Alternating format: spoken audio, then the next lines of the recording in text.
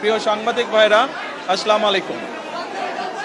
আপনাদেরকে এবং আপনাদের মাধ্যমে প্রিয় দেশবাসীকে আমি আবারও আজকের পবিত্র ঈদুল ফিতরের ঈদ শুভেচ্ছা জানাচ্ছি। ঈদ মোবারক। বহু বছর পরে আল্লাহ রাব্বুল আলামিনের ইচ্ছায়, বাংলাদেশের মানুষের দোয়ায় আমি এবং আমার পরিবার দেশের মাটিতে দেশের মানুষের সাথে ঈদ পালন করতে সক্ষম হয়েছি। তার জন্য আমি প্রথমেই আল্লাহ রাব্বুল আলামিন দরবারে শুকরিয়া আদায় করছি।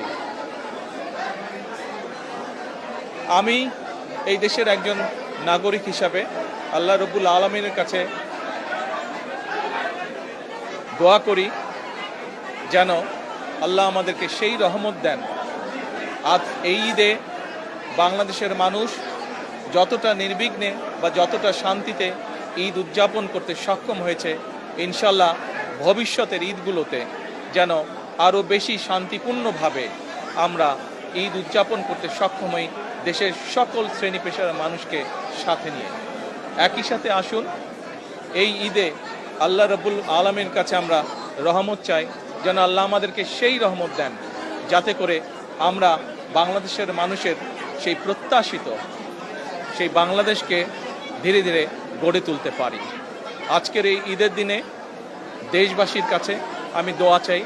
একই সাথে দেশবাসীর কাছে আমি অনুরোধ জানাবো যে আপনাদের সহযোগিতা যদি থাকে, ইনশাল্লাহ আপনাদের এই নির্বাচিত সরকার দেশকে আপনাদের চাওয়া অনুযায়ী দেশ গঠনের কাজে সর্বোচ্চ শক্তি দিয়ে চেষ্টা চালিয়ে যাবে। সকলকে আমি আবারও ঈদের শুভেচ্ছা জানাই। সকলে, দেশের সকল মানুষ, দল মত নির্বিশেষে সকল মানুষ ইনশাল্লাহ ভালো থাকবেন, সুস্থ থাকবেন।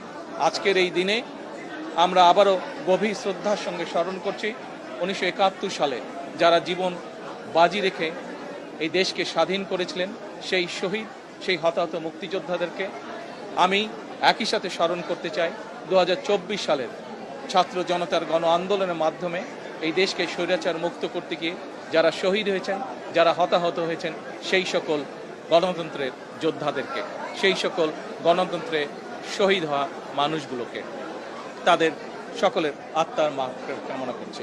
সকলকে আবারও ঈদের শুভেচ্ছা। ঈদ মোবারক। আসসালামু আলাইকুম।